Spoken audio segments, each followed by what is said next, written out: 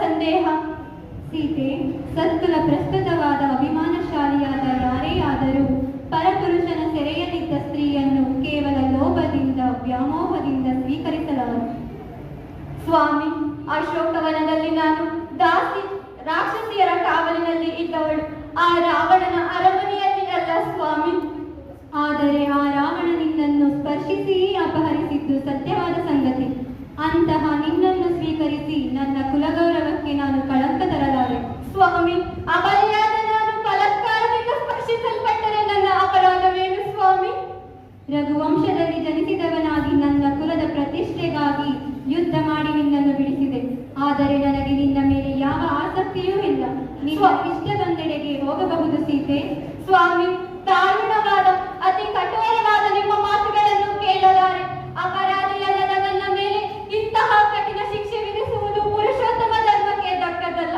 ಸರ್ವವನ್ನು ತಮ್ಮಲ್ಲಿ ಸಮರ್ಪಣೆ ಮಾಡಿಕೊಂಡ ನನ್ನ ಅಬಲೆಯ ಮೇಲೆ ಕರುಣೆ ತೋರಿ ಸಂಶಯ ಪಡಲು ಹರಹಡಲ್ಲದ ನನ್ನ ಮೇಲೆ ಇಂತಹ ಅಪರಾಧವನ್ನು ಹೊರಿಸಬೇಡಿ ಸ್ವಾಮಿ, ಹೊರಿಸಬೇಡಿ.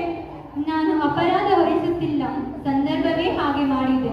ಆ ಸಂದರ್ಭಕ್ಕೆ ನಾನು ಹೊಣೆಯಲ್ಲ ಸ್ವಾಮಿ. ರಾವಣನು ನನ್ನನ್ನು ಅಪಹರಿಸಿದಾಗ ನಾನು ಅಸ್ವತಂತ್ರಳಾಗಿದ್ದೆ.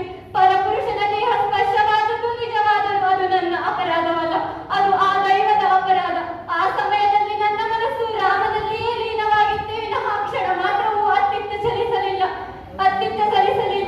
ಅಬಲೆಯಾದ ನಾನು ಆ ಸಮಯದಲ್ಲಿ ಏನು ಮಾಡಲು ಸಾಧ್ಯವಿತ್ತು ಸ್ವಾಮಿ, ಏನು ಮಾಡಲು ಸಾಧ್ಯವಿತ್ತು?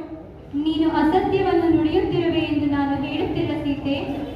ಸರ್ವರಿಗೂ ಪ್ರಿಯವನ್ನು ಬಯಸುವ ಕರುಣಾಳುವಾದ ನೀವು ನನ್ನ ಬಗ್ಗೆ ಏಕೆ ಇಷ್ಟು ಕಠಿಣರಾದಿರಿ? ನನ್ನನ್ನು ಪರಿಗಣಿಸುವುದೇ ನಿಮ್ಮ ನಿರ್ಧಾರವಾಗಿದ್ದರೆ ನಾನು ಸತ್ತಂತೆಯೇ ಸರಿ.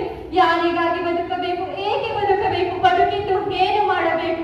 ಮಹಾತ್ಮನಾದ ಹನುಮಂತನನ್ನು ನನ್ನನ್ನು ಕಾಣಗಳಿಸಿದಾಗಲೇ ನೀವು ನನ್ನನ್ನು ಪರಿತ್ಯಜಿಸುವ ಮಾತುಗಳನ್ನು ತಿಳಿಸಿದರೆ ಅಂದೇ ನಾನು ಆತನ ಮುಂದೆ ನನ್ನ ಪ್ರಾಣ ತ್ಯಾಗ ಮಾಡುತ್ತಿದ್ದೆ.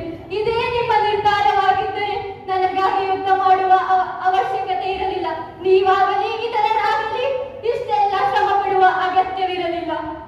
ನಾನು ಯಾವ ಕಾರಣಕ್ಕಾಗಿ ಯುದ್ಧ ಮಾಡಿದೆನೆಂದು ಮೊದಲೇ ಹೇಳಿದ್ದೇನೆ.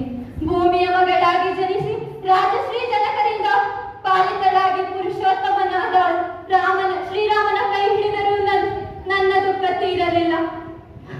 ನತದೃಷ್ಟ